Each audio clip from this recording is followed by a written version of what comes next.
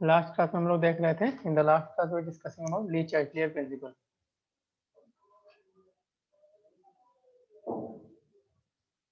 ली Chatelier principal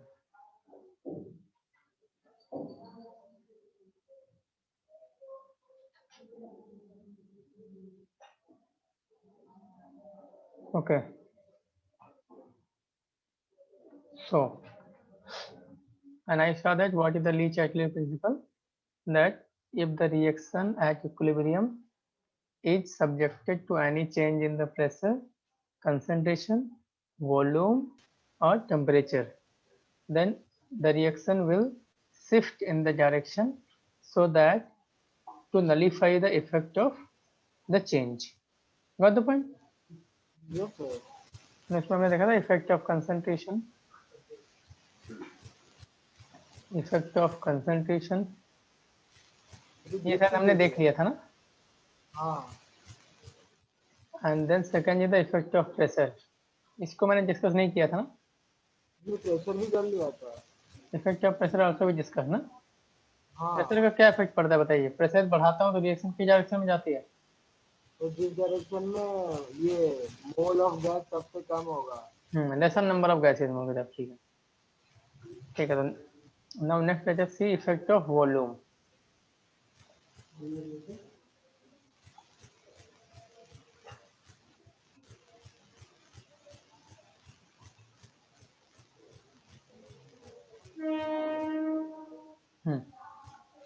यहाँ पे देखो, मुझे पता है कि यदि गैस के लिए लिखता हूँ तो PV is equal to NRT होता है,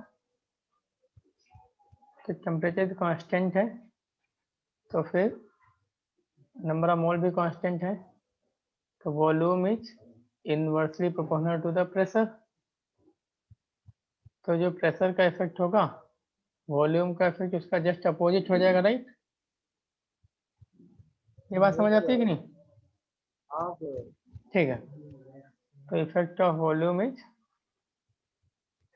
वॉल्यूम बढ़ाने से more number of gaseous molecule की तरह। Effect of volume is just opposite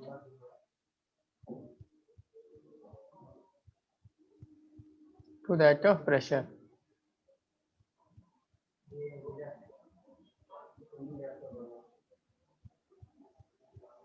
right. Yes sir. ठीक है, नेक्स्ट देखते हैं effect of addition of the inert gas. Effect of addition of inert gas.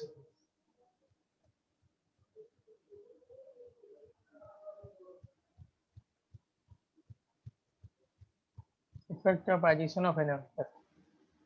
सुशी, नाउ इनर्ट गैस को हम लोग दो तरीके से ऐड कर सकते हैं। एट कांस्टेंट वॉल्यूम, मैं वॉल्यूम को कांस्टेंट रखते हुए इनर्ट गैस ऐड करूं, तो इनर्ट गैस का मतलब क्या होता है, वो हमारे रिएक्शन में इंटरफेयर नहीं करेगी, बस क्या करेगी, नंबर ऑफ मोल्स को इंक्रीज कर देगी। तो यदि मैं कांस्टेंट वॉल्यूम पे इनर्ट गैस को ऐड करता हूँ तो शी, हमारा इक्वेशन क्या होता है, PV is equal to NRT. Volume को कांस्टेंट रखना है, एंड सिंस मैं इनर्ट गैस ऐड कर रहा हूँ तो नंबर ऑफ मोल्स बढ़ रहे हैं कि नहीं बढ़ रहे,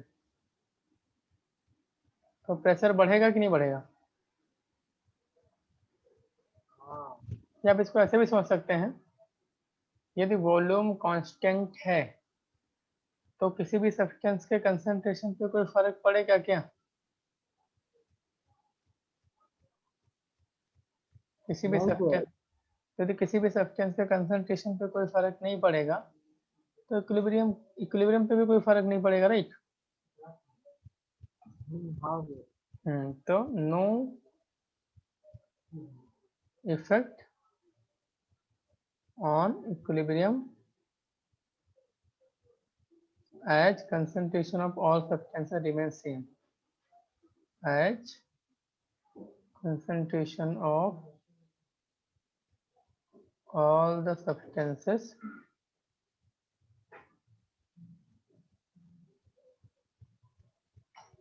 remain same। राइट।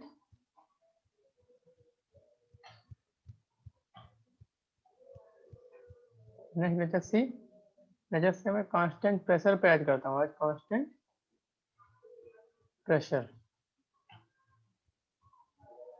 प्रेशर को कांस्टेंट रखते हुए मैं इनर्ट गैस ऐड करता हूँ। Now see PV is equal to क्या होता है, एनर्जी होता है। नाउ नंबर ऑफ मोल्स तो आप बढ़ा ही रहे हैं एंड प्रेशर कांस्टेंट है, तो वॉल्यूम भी बढ़ जाएगा कि नहीं। प्रेशर कांस्टेंट है, टेम्परेचर तो कांस्टेंट है ही, तो volume is proportional to the number of moles. यदि आप इनर्ट गैस ऐड कर रहे हैं तो नंबर ऑफ मोल्स बढ़ रहे हैं कि नहीं बढ़ रहे हैं, तो वॉल्यूम भी बढ़ेगा कि नहीं बढ़ेगा। तो वॉल्यूम के बढ़ने का जो इफेक्ट होता है वही आपके एडिशन ऑफ इनर्ट गैस का इफेक्ट हो जाएगा at constant pressure. Same effect at that of increase of volume, at that of increase in volume. बात समझ आती है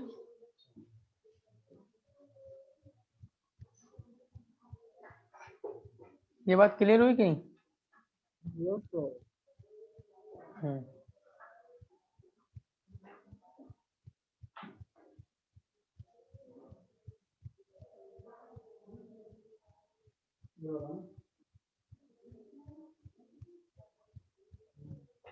हाँ सर कर लिया।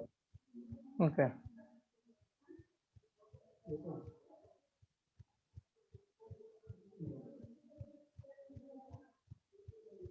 लास्ट हम लोग देखते हैं effect of temperature.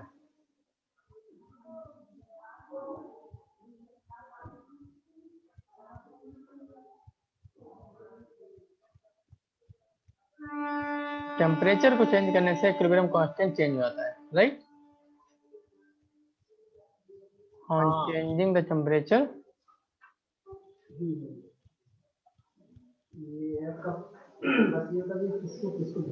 changing the temperature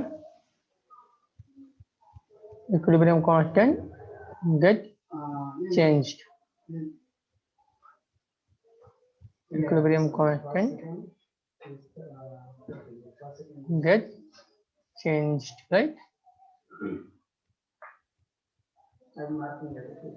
ये बात समझ आई। Yes sir.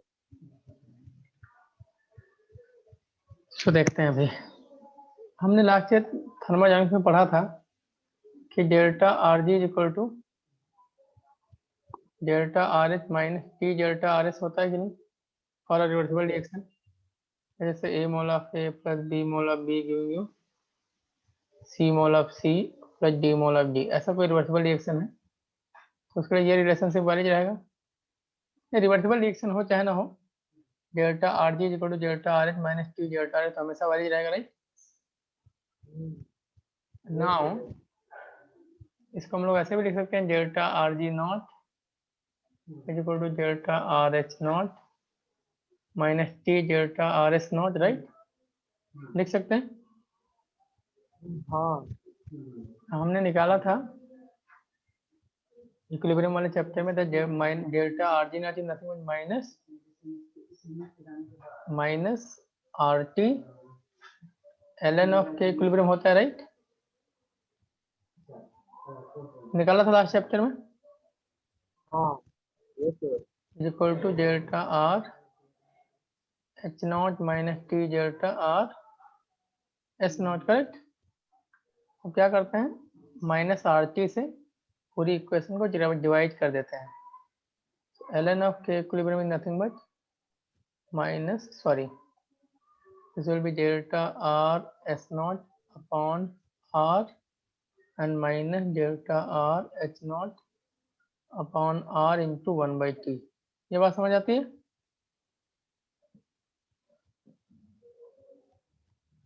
Yes sir. तो ये इक्विलिब्रियम कांस्टेंट का टेम्परेचर पे डिपेंडेंस दे रहा, राइट। नाउ सी अब यदि इसी को हम लॉग के टर्म में लिखना चाहें तो log K equilibrium is equal to delta R S naught, ये 2.303 से मल्टीप्लाई हो जाएगा, R minus delta R H naught upon 2.303 R 1 upon T, right. ये बात समझ आई। Now if I want to draw the graph between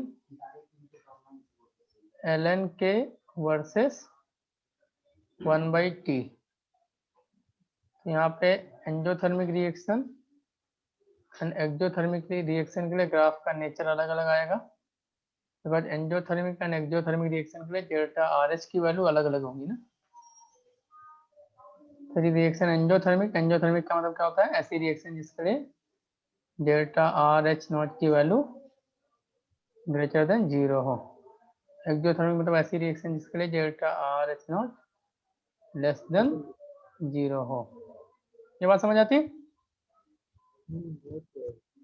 now मैं plot बनाता हूँ ln k versus 1 by t।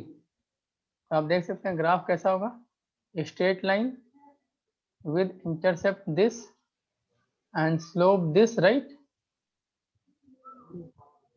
अब यदि रिएक्शन एंडोथर्मिक है, delta R H naught positive है, तो स्लोप निगेटिव हो जाएगा कि नहीं,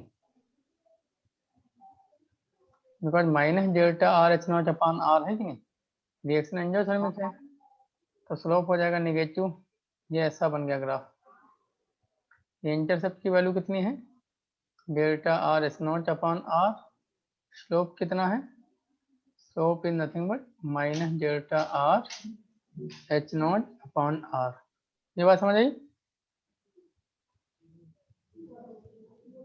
तो यहाँ से कई बार कैसे क्वेश्चन पूछ लेते हैं, इंटरसेप्ट की वैल्यू दे देते हैं, स्लोप की वैल्यू दे देते हैं, और उससे आपको delta R H not and minus delta R H not निकालने को बोलते हैं।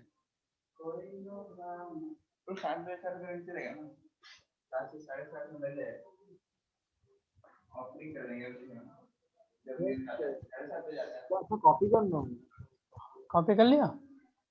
करना है, अभी स्टार्ट कर।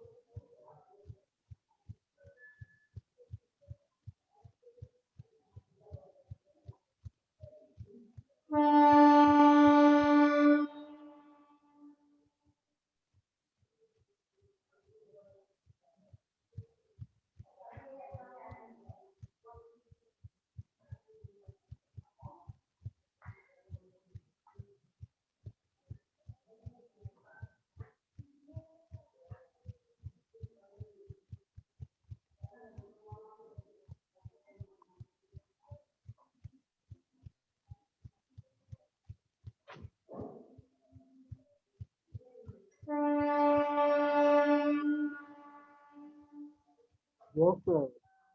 Okay, now see with reaction exothermic है, डेल्टा आर एच नॉट की वैल्यू लेस देन 0 है। क्वेश्चन क्या है हमारी, ln k equal to delta R H naught upon R minus delta R H naught upon R 1 upon T. यदि delta R H naught की value negative है तो slope positive बन जाएगा कि नहीं, हाँ, slope will be positive. ln k versus 1 by t, slope will be positive. तो ये इंटरसेप्ट कितना बन गया, इंटरसेप्ट बन गया delta R S naught upon R, slope कितना हो गया minus delta R H naught upon R. अब बोलेंगे स्लोप पॉजिटिव है तो माइनस क्यों लगाया, भाई माइनस तो है तो लगा ही रहेगा। अब डेल्टा आर एच नॉट आपका नेगेटिव है इसलिए स्लोप पॉजिटिव बन गया, राइट। नेगेटिव नेगेटिव पॉजिटिव बन जाएंगे नहीं। अगर आपको log k वर्सेस 1/t बनाना है तो log k वर्सेस 1/t भी सेम ग्राफ आएगा। log k equal to delta R S naught upon 2.303 R हो जाता है, minus delta R H naught upon 2.303 R हो जाता है इंटू 1/t। तो थोड़ा सा वैल्यूज में चेंज हो जाएगा, बाकी ग्राफ तो वैसे रहेगा। log k वर्सेस 1/t, यदि एंडोथर्मिक है तो स्लोप निगेटिव रहेगा। और इंटरसेप्ट कितना आएगा इसका, delta R S naught upon 2.303 R. And slope की वैल्यू क्या होगी, slope will be minus delta R H naught upon 2.303 R. 2.303 extra आ जाएगा। रिएक्शन एक्सोथर्मिक है तो फिर स्लोप आपका पॉजिटिव हो जाएगा। log k वर्सेस 1/t, यहाँ पे इंटरसेप्ट क्या वैल्यू आ जाएगा, delta R S naught upon 2.303 R. Slope आ जाएगा minus delta R H naught upon 2.303 R. ये बात समझ आ गई? सर यस बताइए। Sir log k versus 1/t और वो ln k वर्सेस 1/t में डिफरेंस क्या है? सेम है, बस ये वैल्यू चेंज हो जाएगी।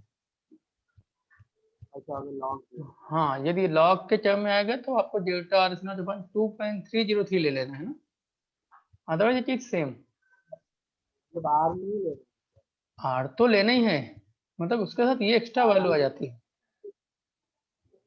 Okay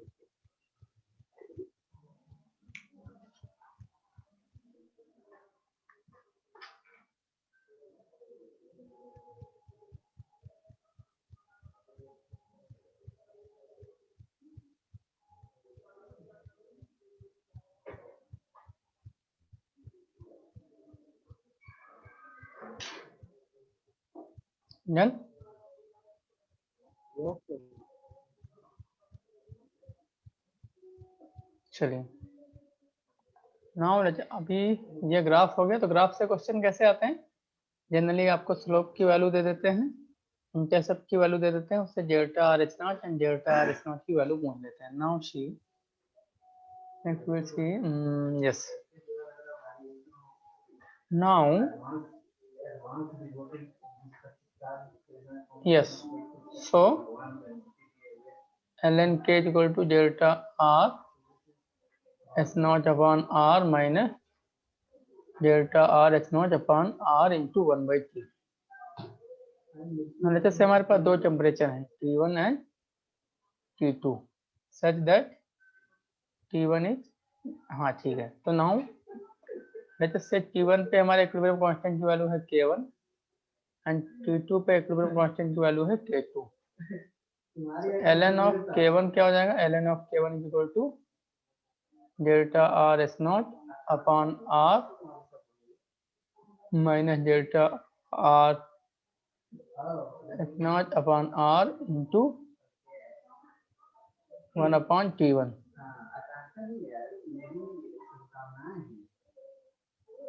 ln K2 is equal to delta R S naught upon R minus delta R H naught upon R 1/T2।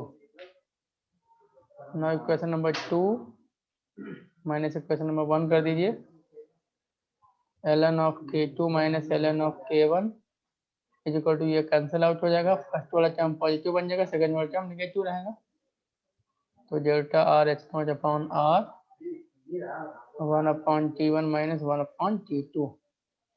ये क्या बन गया, ln of K2 by K1 is equal to delta R H naught upon R 1/T1 minus 1/T2। तो इस equation को याद रखना, इस पे न्यूमेरिकल आते हैं कभी कभी। तो ये अभी ये लॉग के टर्म में लिखना चाहें तो log of K2 by K1 is equal to क्या बन जाएगा, delta R H naught upon 2.303 are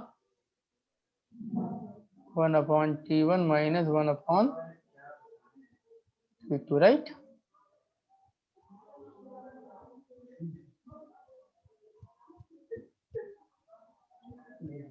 ठीक है। ओके नाउ यदि रिएक्शन आपका एंडोथर्मिक है, देखो यदि रिएक्शन एंडोथर्मिक है, let's say T1 is less than T2, temperature मैंने बढ़ा दिया, तो T1 is less than T2, it means 1/T1 will be greater than 1/T2। Reciprocal लेने से इनइक्वालिटी का साइन बदल जाता है। Now 1/T1 minus 1/T2 is greater than 0। अब सिंस रिएक्शन एंडोथर्मिक है तो delta R H not will be greater than 0। तो यदि मैं इनइक्वालिटी को किसी पॉजिटिव नंबर से मल्टीप्लाई करता हूँ तो इनइक्वालिटी का साइन चेंज नहीं होता, right.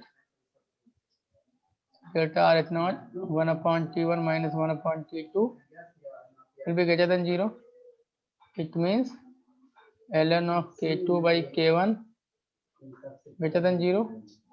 It means K2 by K1 will be greater than 1. It means K2 is greater than K1.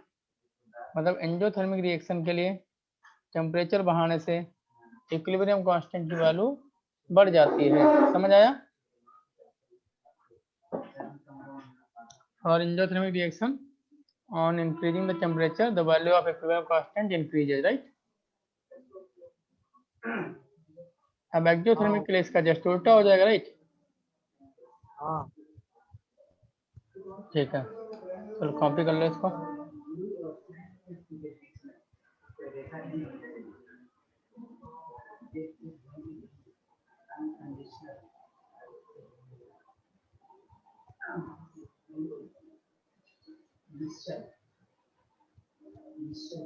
Endothermic में इक्विलिब्रियम कांस्टेंट इंक्रीज करने एक्जोथर्मिक में जस्ट उल्टा हो जाएगा, उसका टेम्परेचर बढ़ाने से इक्विलिब्रियम कांस्टेंट डिक्रीज कर जाएगा। यस,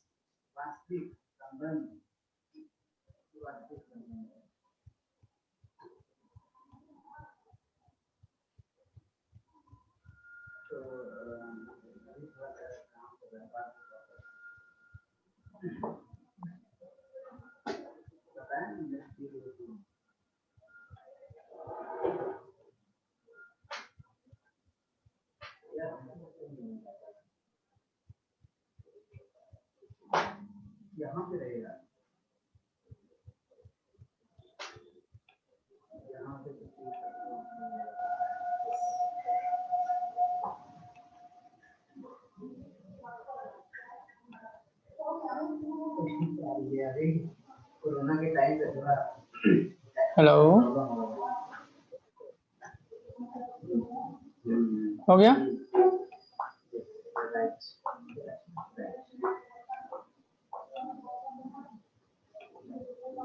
डन, ठीक है,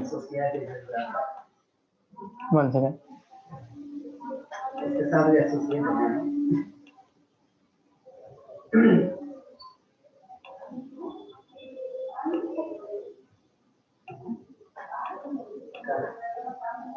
काम नहीं काम जो है काम जो काम काम जो है देखना देगा। Okay, okay, I was doing something. Okay, so now this is the effect of temperature, right?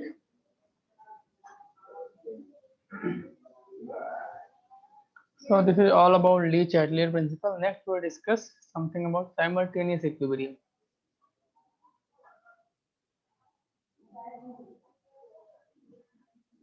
Simultaneous equilibrium.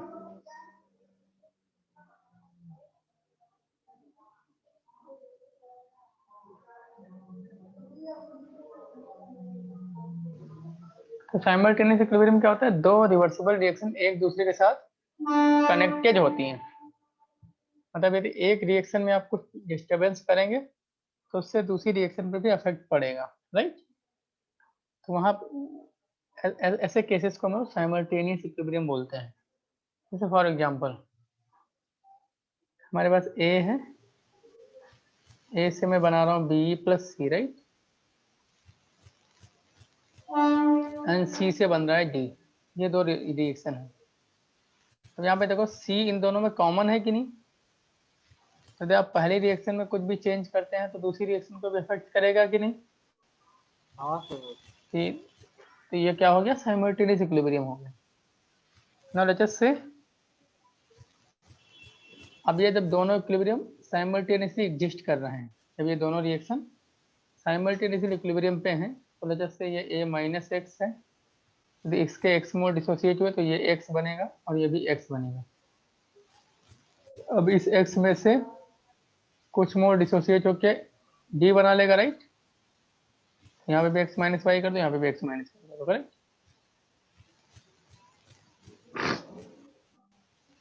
बात समझ आई? देखो यदि इसके x मोल डिसोसिएट हुआ तो उससे b भी x बनेगा और c भी x बनेगा, राइट? लेकिन अब c फर्दर d में भी कन्वर्ट हो रहा है ना, तो इसलिए मैंने x minus Y giving y कर दिया, राइट? इक्विलिब्रियम के कंसंट्रेशन है, राइट? अब x माइनस वाई यहाँ पे भी लिखना है, यहाँ पे भी लिखना है, बिकॉज दोनों में कॉमन है ना। ये दोनों इक्विलिब्रियम साइमल्टेनियसली एग्जिस्ट कर रहे हैं एक ही कंटेनर में। तो इस रिएक्शन को आप यदि डिस्टर्ब करेंगे तो ये रिएक्शन भी डिस्टर्ब होगी। और मान लिया जब दोनों इक्विलिब्रियम एक साथ एग्जिस्ट कर रहे थे, यदि ये a माइनस एक्स होगा, this will be x and this will be x minus Y. Y क्यों? बिकॉज सी डी में भी कन्वर्ट हो रहा है, इसीलिए यहाँ से जितना x प्रोड्यूस हुआ उसका कुछ पार्ट डी में भी कन्वर्ट हो जाएगा, राइट? Got the point? हाँ सर। ओके। हाँ, तो एक तो ऐसा केस हो सकता है, और भी साइमल्टेनियस इक्विलिब्रियम के केसेस हो सकते हैं। देखो ऐसा भी हो सकता है जैसे a giving you b plus c and a giving you d। यहाँ पे रिएक्टेंट कॉमन हो गया, तो मान लिया बिगिनिंग में इसके a मोल थे ना, दोनों में a लिखेंगे। जैसे x मोल डिसोसिएट होकर इसमें चला गया और y मोल डिसोसिएट होकर इसमें चला गया ना, तो ऊपर भी माइनस वाई लिखेंगे, नीचे माइनस एक्स लिखेंगे। बट a तो कॉमन ही है ना, a माइनस एक्स यहाँ पे भी लिख रहे हैं तो a माइनस एक्स यहाँ पे भी लिखना पड़ेगा। जैसे इसका x पार्ट चला गया यहाँ पे और इसका y पार्ट चला गया यहाँ पे, राइट? ये बात समझ आती है? हाँ सर।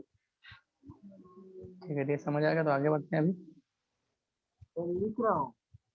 कॉपी करिए।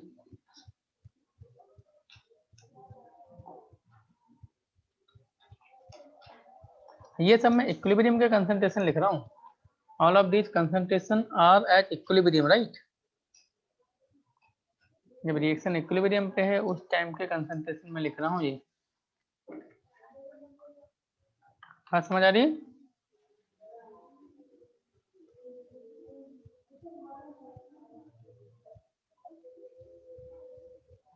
ओके।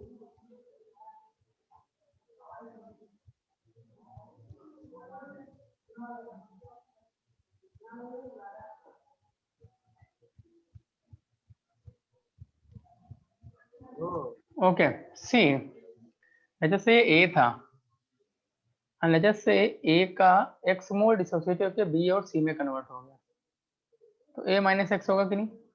एंड a का ही y मोल डिसोसिएट होकर डी में कन्वर्ट हो गया, राइट? तो माइनस वाई करना पड़ेगा, राइट? हाँ अच्छा। y मोल डिसोसिएट के इधर गया, x मोल डिसोसिएट के ऊपर गया, राइट? नो, ऐसा भी केस हो सकता है, A giving you B plus C, D giving you B plus सी।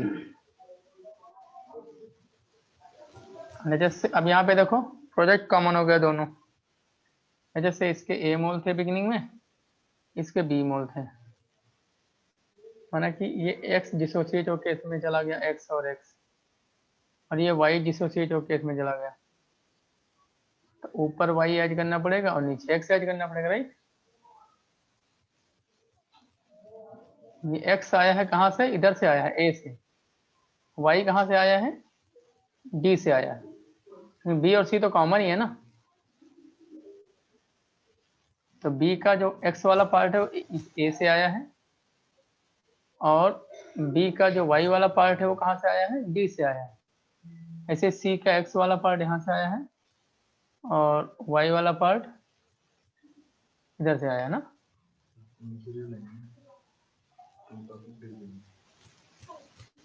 ठीक है ना। हाँ sir.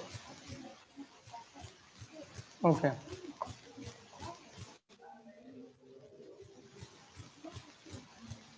One second.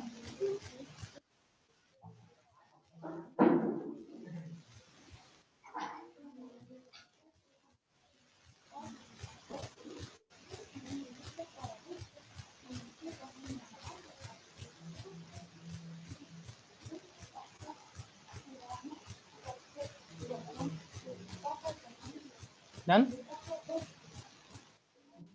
Yes sir. चलो कुछ क्वेश्चंस कर लेते हैं साइमल्टेनियस इक्विलिब्रियम पे। हाँ sir.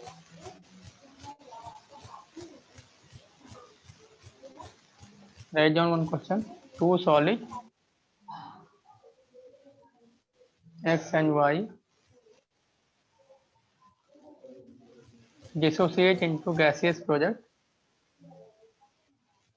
dissociates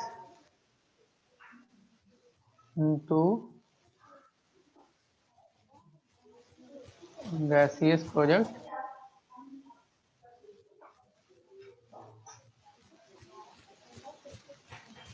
at certain temperature as follows. At certain temperature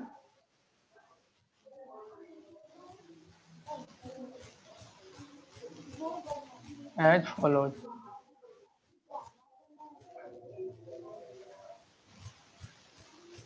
X solid giving you A gas plus C gas and Y solid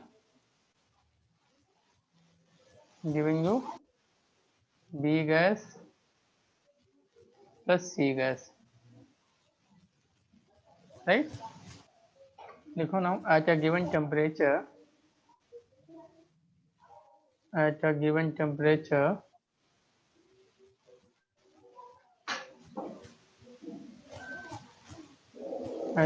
temperature pressure on excess solid X, pressure on excess solid X is 40 mm Hg, 40 mm Hg, and pressure on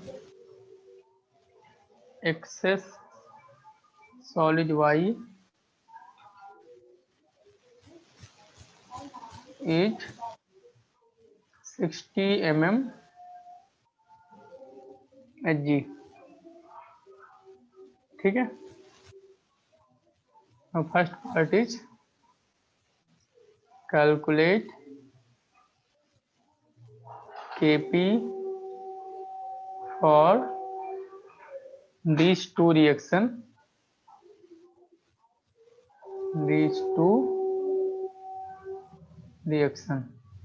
clear। Second part, ratio of moles of A to B in vapor state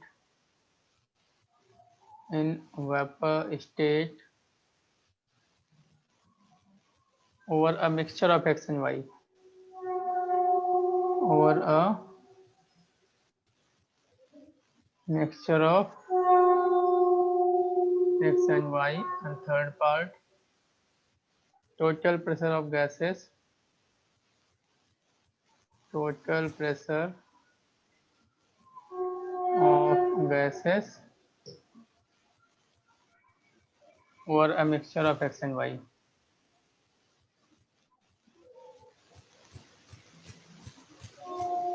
Over a mixture of X and Y. ये बात समझ आई? Question copy तो फिर इसको हम solve करते हैं.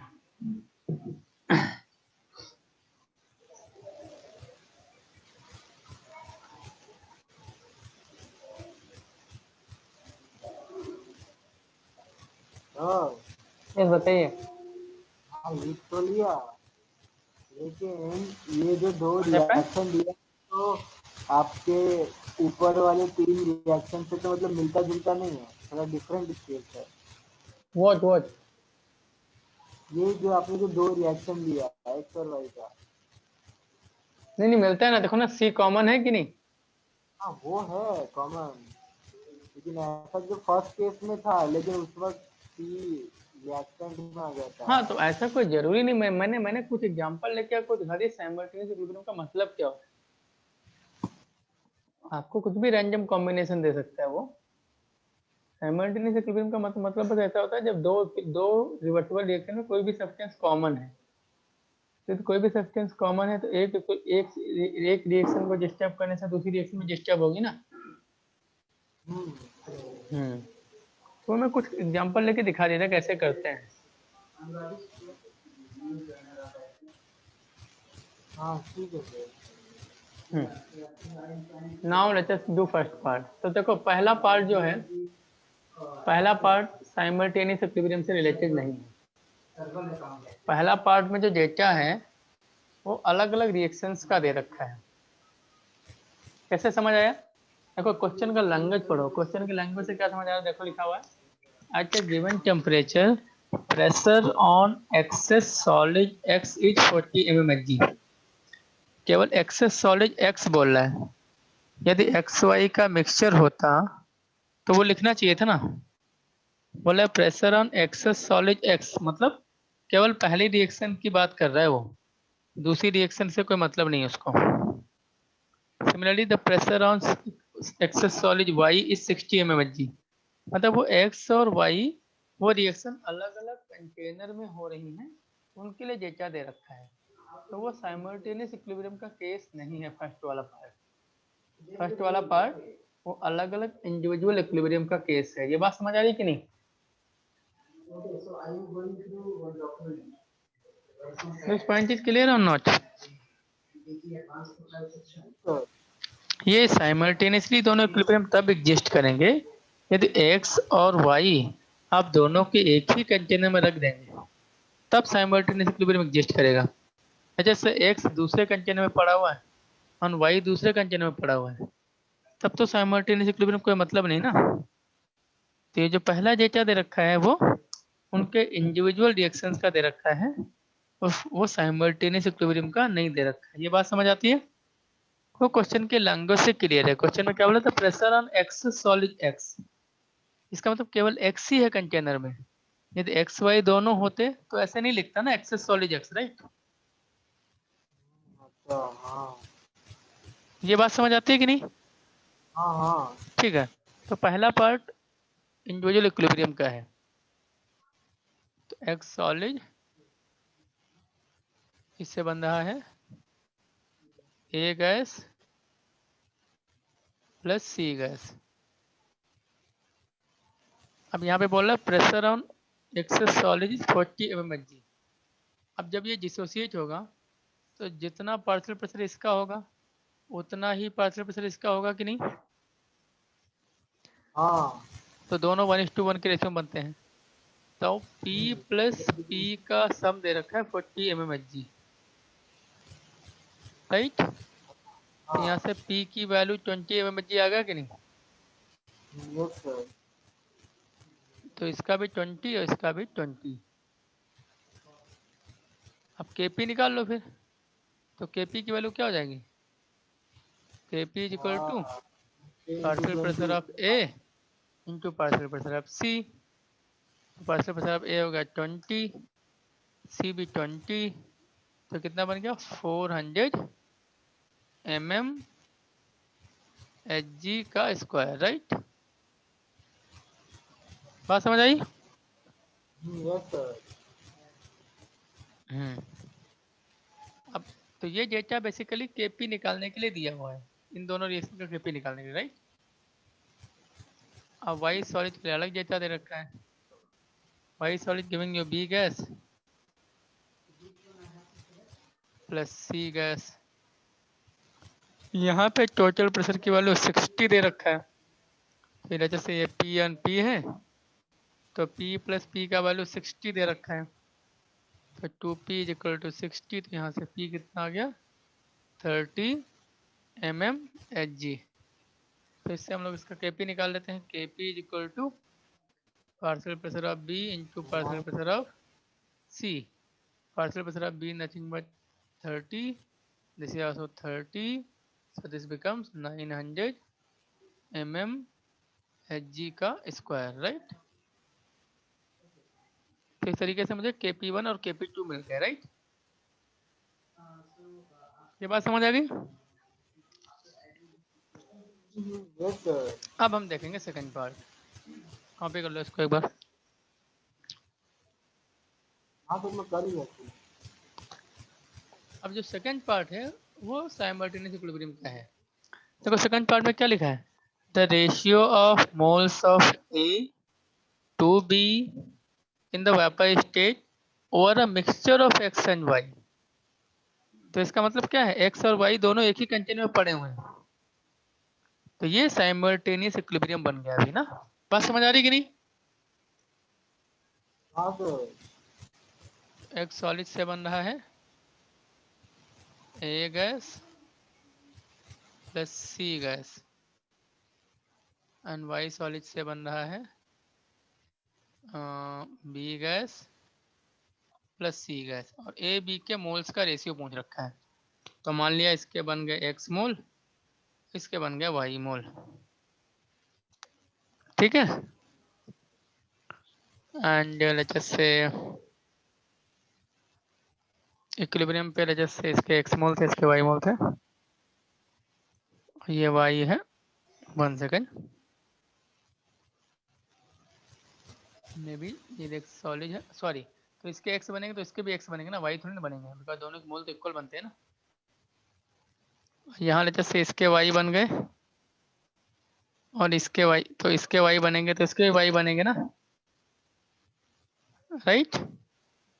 हाँ अब यहाँ पे प्लस Y कर दो, यहाँ पे प्लस X कर दो, राइट। बिकॉज ये X आया है इस रिएक्शन से और इसका ये Y इस रिएक्शन से आया, राइट। Yes sir. हम्म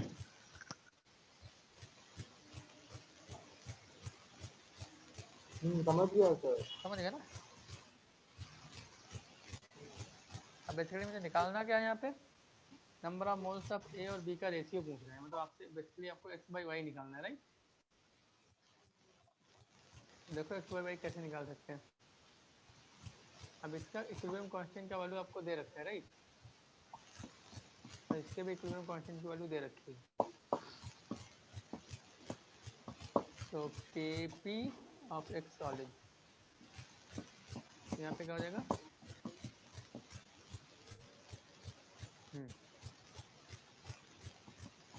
तो Kp1 equal to nothing but X into X plus 1, right. इसका कंसंट्रेशन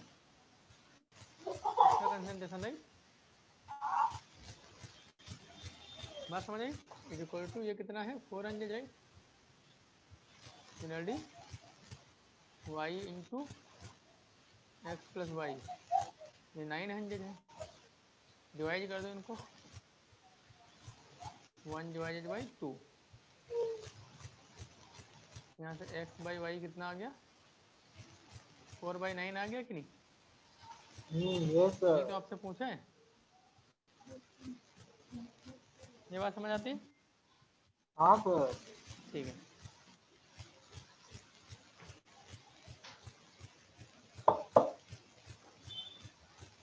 यस सर, कर लिया। ठीक, नाउ ओके, थर्ड पार्ट देखो क्या है। थर्ड पार्ट बोल रहा है कि the total pressure of gases over a mixture of X and Y. Total pressure of gases, तो टोटल होता है P A plus P B plus P C निकालना है। तो बेसिकली आपको निकालना क्या है, x plus X plus Y plus Y. P A का प्रेशर कितना रहता है, उससे एक्स है, पी बी का वाई है, पी सी का एक्स प्लस वाई है, राइट? ये निकालना है आपको ना। बेसिकली जो है, जो calculate the value of P total का वैल्यू ये है, 2 times of X plus Y का वैल्यू निकालना है, राइट?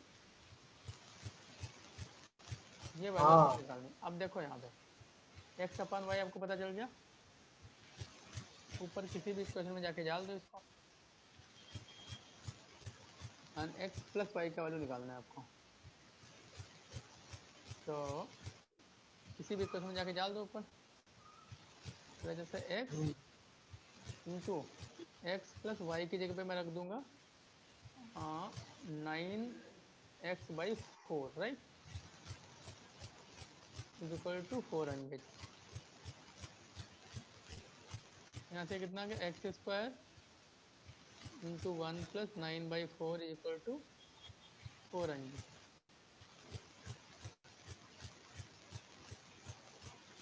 या इसको ऐसे भी कर सकते हैं, देखो ये सब इतना टाइम पास नहीं जरूरत है। हमको वैल्यू किसकी चाहिए, 2x प्लस वाई की चाहिए ना। हाँ। हम क्या करते हैं, इन दोनों को ऐड कर देते हैं ना, 1 प्लस 2 कर दो, 1 प्लस 2 करेंगे तो क्या आ जाएगा, एक्स प्लस वाई का स्क्वायर आ जाएगा कि नहीं, हाँ। Is equal to 1300। यहाँ से एक्स प्लस वाई कितना आ गया, एक्स प्लस वाई आ गया स्क्वायर रूट ऑफ 1300, राइट? और यहाँ तो यहाँ से 2x प्लस वाई कितना आ जाएगा, 2 स्क्वायर रूट ऑफ 1300। इसको निकाल लो, वही आंसर भाई।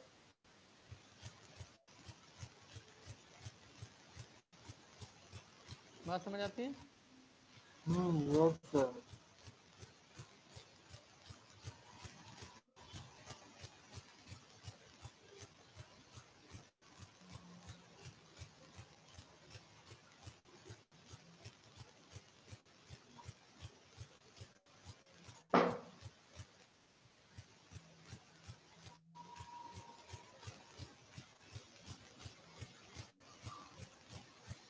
चलो और क्वेश्चन हम लोग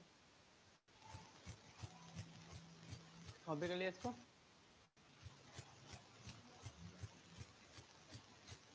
यस सर, कर लिया। Let's do one more question.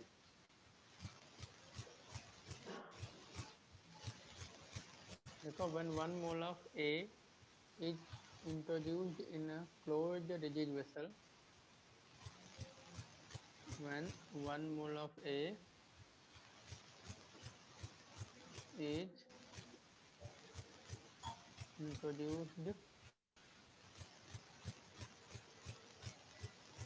in a closed rigid vessel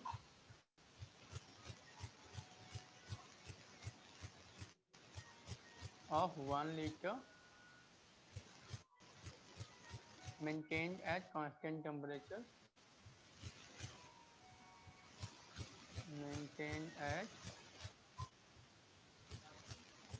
constant temperature, following equilibrium are established. Following equilibrium are established. A gas giving you B gas plus C gas, and next one is C gas giving you D gas plus B gas. ठीक है, इसका equilibrium constant है Kc1, इसका equilibrium constant है Kc2. दिया है the pressure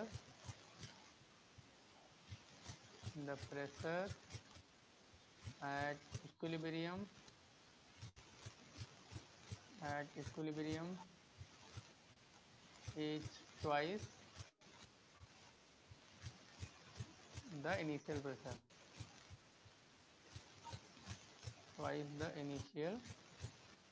pressure. Calculate value of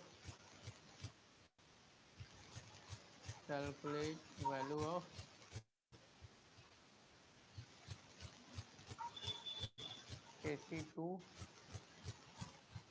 by Kc1 if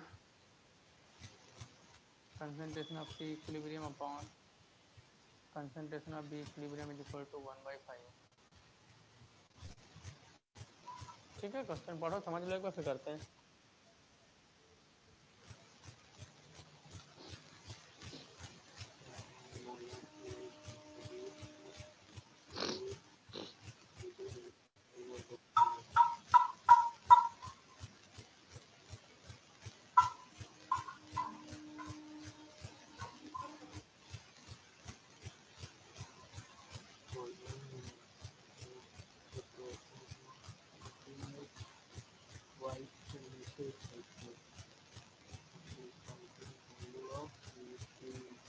copy कर लिया?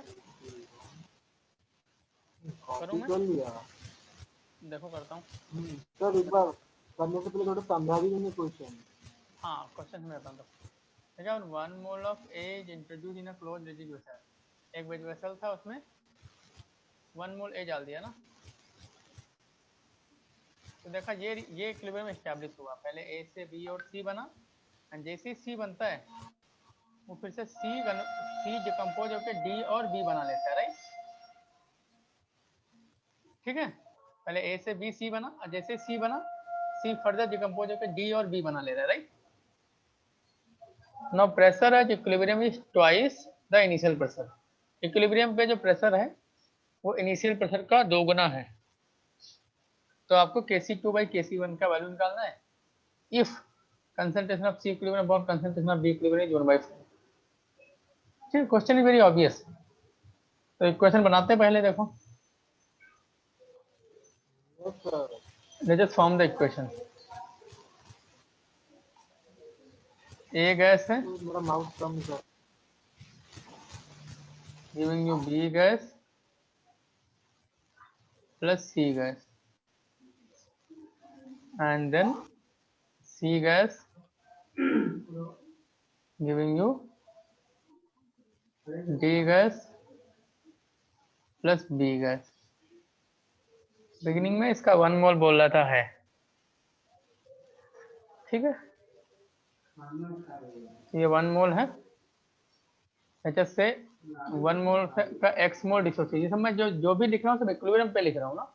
एचएस से इक्विलिब्रियम पे इसका x मोल डिसोसिएट हो गया, तो इसका x डिसोसिएट होगा तो इसका x बनेगा, इसका x बनेगा यहाँ से. लेकिन जैसे x, ठीक है, लेकिन इस x का कुछ पार्ट चला गया होगा इधर. यदि यहाँ से x टूट के इसमें, तो इसका x का कुछ पार्ट इधर चला गया होगा, राइट. Yes sir. तो यहाँ पे x माइनस वाई, एंड देखो B x मोल बन रहा है यहाँ से, और y मोल बन जा रहा है इधर से भी, तो प्लस वाई एंड इधर प्लस x करना पड़ेगा कि नहीं सर? प्लीज बताइए. ये में 1 - x हुआ, बिकॉज ये 1 दिया था ना आपको, बिगिनिंग में 1 दिया था। तो 1 मोल of A, okay 1 minus x कर दिया। जस्ट से इक्विलिब्रियम पे ए के एक्स मोल डिसोसिएट हो गए, यदि ए के एक्स मोल डिसोसिएट होंगे तो बी और सी के एक्स मोल बनेंगे, राइट। अब उस एक्स का कुछ पार्ट चला गया होगा इस रिएक्शन में, राइट। तो मैंने लिया माइनस वाई, और ये वाई बन गया, ये वाई बन गया। अब देखो बी एक्स मोल आया है यहाँ से और वाई मोल आया है यहाँ से, तो टोटल बी कितना हुआ, एक्स प्लस वाई हुआ कि नहीं? बात समझ आई? अब देखो Kc1 बाई Kc2 का रेशियो पूछ रहा है। If the pressure at equilibrium is twice the initial pressure, तो प्रेशर एट इक्विलिब्रियम, तो पी टोटल एट इक्विलिब्रियम कितना होगा देखो, वो इसके प्रोपोर्शनल होगा, it will be proportional to, इन सबके मोल को सम कर दो, इन सबके मोल्स को सम कर दो, Na plus Nb plus Nc plus Nd, इन सबके जो मोल का सम है उसी के प्रोपोर्शनल तो होगा। Na है 1 माइनस एक्स, Nb कितना है x प्लस वाई, Nc कितना है x माइनस वाई, और Nd कितना है y। अब देखो x से x कैंसिल हो गया, ये y से y कैंसिल हो गया, ये कितना है, it is proportional to 1 plus X plus Y. So this P total, it is 2 times of what, initial pressure। तो initial pressure कितना था, 1 था, 1 ही मोल तो था। यस सर तो एक तो क्वेश्चन आ गई x plus Y is equal to 1, correct. एक क्वेश्चन मुझे यहाँ से मिल गया। अब दूसरा क्वेश्चन के लिए दूसरा क्या दे रखा है, concentration of C equilibrium upon concentration of B equilibrium is equal to 1/5। और कंसंट्रेशन ऑफ सी इक्विलिब्रियम क्या होगा, सी के mole upon volume, and volume में लिख इसलिए नहीं आ रहा बिकॉज बी के लिए भी सेम वॉल्यूम होगा, सी के लिए भी सेम वॉल्यूम होगा, तो कैंसिल आउट हो जाएगा, right. X minus y upon b क्या है, x plus Y is equal to 1/5। तो यहाँ से देखो 5x minus 5y is equal to x plus y, 4x minus 6y is equal to 0, 2x minus 3y is equal to 0। यहाँ से x is equal to क्या आ गया, 3y/2। अब इसको यहाँ पे पुट कर दो, एक्स वाई का वैल्यू मिल जाएगा। तो x is equal to 3y/2 plus y is equal to 1, तो ये कितना होगा 5y/2 इज इक्वल टू 1। तो यहाँ से y कितना आ गया, 2/5।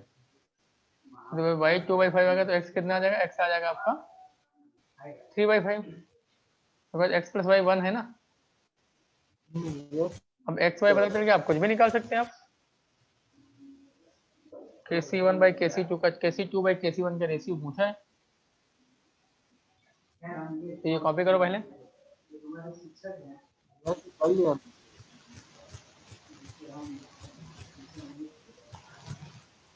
तो Kc2 बाई Kc1 देखो क्या होगा, Kc2 का होगा concentration of B into concentration of Kc2 है ना, तो concentration of D into concentration of B upon concentration of C। Kc1 क्या होगा, Kc1 होगा concentration of B into concentration of C upon concentration of A। तो ये B तो cancel हो गया, अल्टीमेटली क्या आ गया, concentration of D into concentration of A upon concentration of C का होल स्क्वायर। अब D का कंसंट्रेशन किसके बराबर है, देखो Y है, वॉल्यूम से डिवाइड इसलिए नहीं करना बिकॉज वॉल्यूम सब कैंसिल हो जाएंगे ना, वॉल्यूम तो सबके लिए सेम ही है ना। इनटू A का कंसंट्रेशन कितना है, A का कंसंट्रेशन आया है 1 माइनस एक्स अपॉन C का कंसंट्रेशन कितना होगा, x माइनस वाई का स्क्वायर, तो ये स्क्वायर है। वैल्यू पुट कर दो, y का वैल्यू कितना आया था हमारा, 2/5 आया था कि नहीं, x कितना आया था, x आया था 3/5, अपॉन x आया था 3/5 माइनस 2/5 का स्क्वायर, तो कितना आ गया देखो 2/5 का स्क्वायर ऊपर आ गया, नीचे आ गया 1/5 का स्क्वायर, तो अल्टीमेटली रेशियो कितना 4 आ गया कि नहीं, कितना अच्छा आंसर आया देखो, समझ आ रहा है। हाँ सर इजी था। हाँ ऐसे ही होता है क्वेश्चन, थोड़ा थोड़ा सा क्या है मैनिपुलेट करना होता है बस। हाँ मेरे को तो समझ में आ रहा है, आज ज्यादा पढ़ना नहीं पड़ेगा। ठीक है,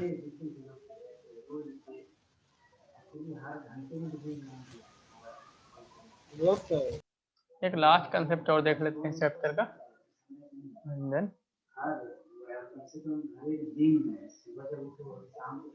phase equilibrium.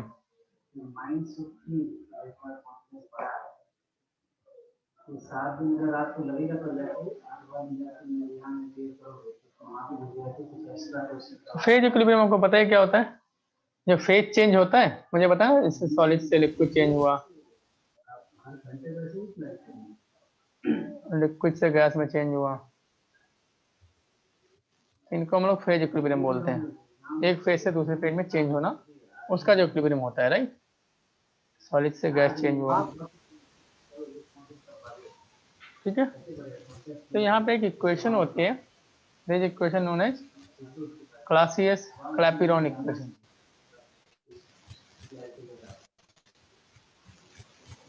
Clausius Clapeyron equation,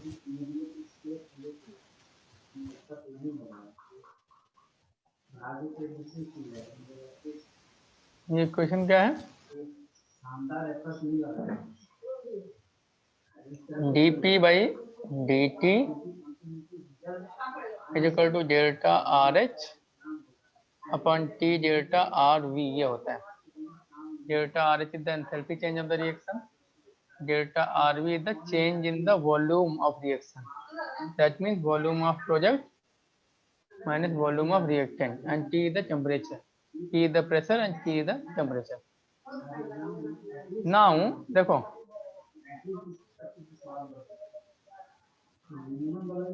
now जब सॉलिड से लिक्विड में चेंज होता है तो डेल्टा आर इस प्रोसेस का क्या होता है, पॉजिटिव होता है, बिकॉज एनर्जी देना पड़ता है, right. Yes sir. Delta R भी क्या होता है, वो भी पॉजिटिव होता है, बिकॉज लिक्विड का वॉल्यूम सॉलिड से ज्यादा होता है, राइट। तो हमारा dp बाई dt भी पॉजिटिव हो जाएगा, ठीक है। मतलब जो सॉलिड लिक्विड इक्विलिब्रियम का, जो सॉलिड लिक्विड फेज इक्विलिब्रियम होता है, या इसका जो फेज लाइन होता है उसका स्लोप पॉजिटिव होगा।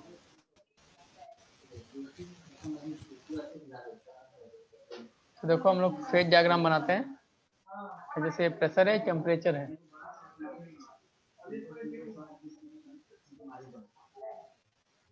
तो यहाँ पे ये ऐसा रहता है फेज डायग्राम, ये आपका सॉलिड है,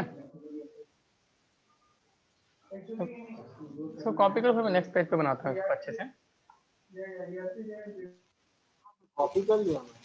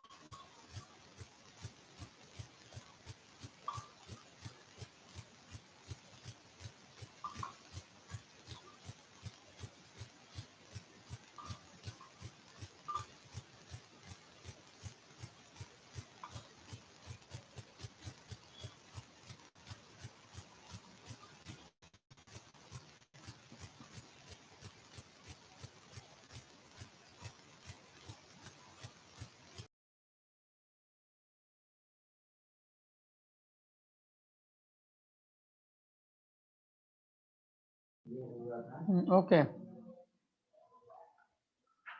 So let's just see now क्या होता है जनरली फेज डायग्राम कैसा रहता है, ऐसा रहता है, this is pressure and this is temperature, ऐसा ग्राफ रहता है। क्या बोले खाना के बारे में? मामी जो है मन लगा खाना नहीं बनाती है। मामी का फिर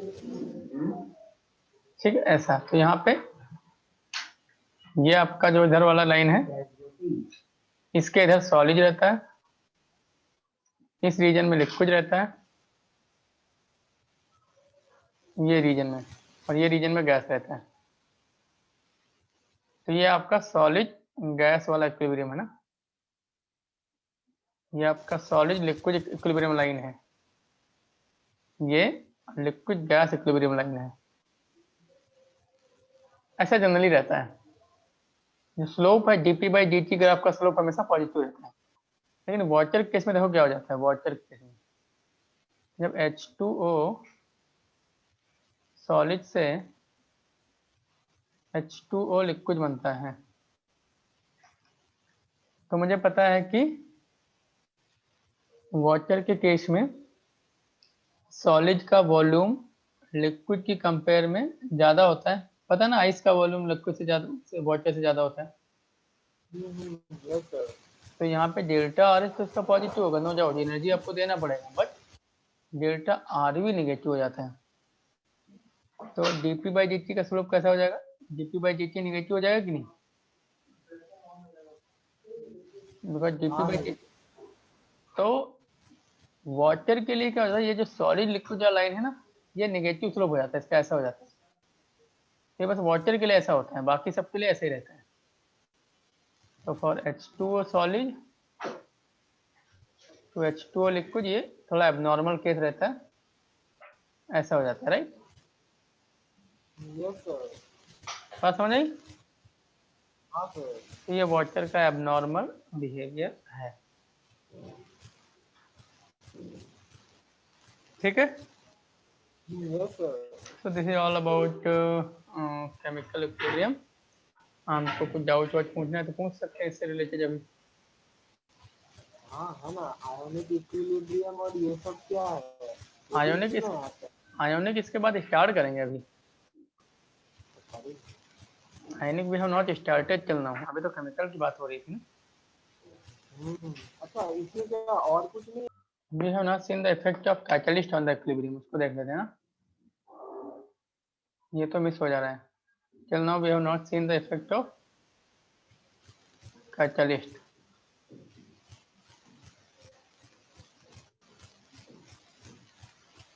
तो कैटलिस्ट क्या होता है? What is catalyst? पहले कैटलिस्ट का डेफिनेशन पता कर लेते हैं। तो catalyst it is a substance, it is a substance which changes the rate of reaction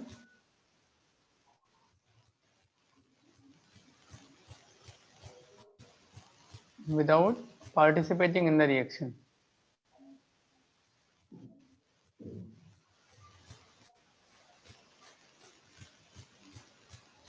Participating in the reaction.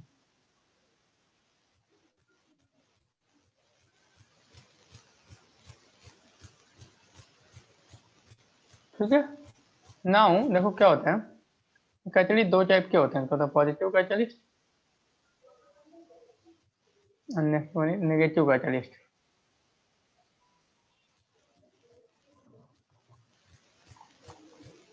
Negative catalyst, positive catalyst क्या करता है? It increases the rate of reaction, it increases the rate of reaction. Negative catalyst क्या करता है? It decreases the rate of reaction, right?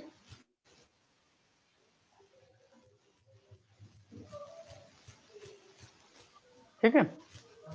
Now yes sir. यदि कुछ भी mention नहीं दिया तो यदि कुछ भी मेंशन नहीं कर रखा है पॉजिटिव नेगेटिव, तो बाय डिफॉल्ट कैटलिस्ट का मतलब होता है कि it will increase the rate of reaction. If nothing is mention then by default हम लोग एज्यूम करेंगे पॉजिटिव कैटलिस्ट है, राइट। हम लेटेस्ट से यस सर। हाँ लेटेस्ट से मैं किसी रिएक्शन में कैटलिस्ट ऐड कर देता हूँ। Catalyst, addition of catalyst does not alters the equilibrium state. Addition of catalyst does not alters the equilibrium state. ठीक है, तो क्या करता है, क्यों नहीं अल्टर करेगा? बिकॉज कैटलिस्ट फॉरवर्ड रिएक्शन की, देखो के इक्विलिब्रियम क्या होता है, के equilibrium is nothing but rate constant for the forward reaction upon rate constant for the backward reaction. Now what happens, जो कैटलिस्ट है वो फॉरवर्ड रिएक्शन की रेट को भी बढ़ा देता है, बैकवर्ड रिएक्शन के भी रेट को बढ़ा देता है, तो अल्टीमेटली क्या होता है, उनके रेशियो में कोई भी चेंज नहीं लाता है, राइट। तो it increases the rate of forward as well as backward reaction and hence does not affect the ratio, does not affect the ratio of Kf by Kb and hence K equilibrium is not affected.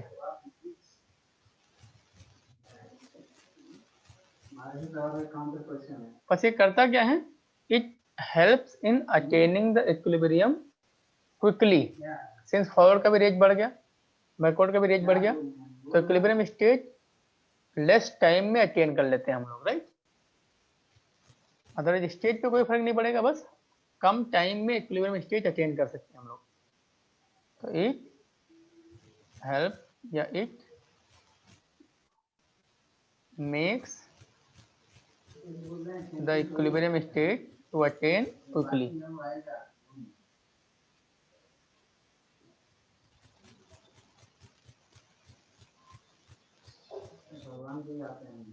To attain quickly or in shorter time. तो catalyst का effect समझ आया कि नहीं? Yes sir.